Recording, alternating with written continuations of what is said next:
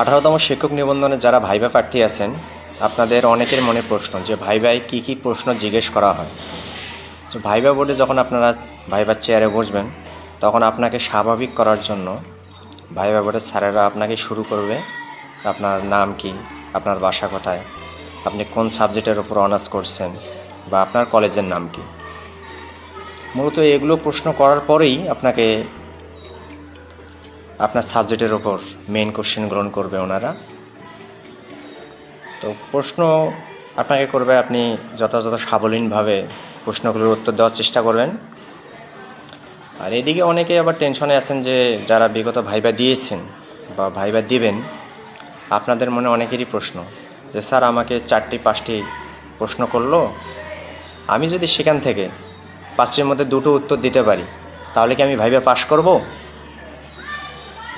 দেখুন, কিছু কিছু সাবজেক্ট আছে যেগুলোর পোস্টের তুলনায় ক্যান্ডিডেট অনেক কম, আবার কিছু কিছু সাবজেক্ট আছে যেগুলো পোস্টের তুলনায় ক্যান্ডিডেট বেশি।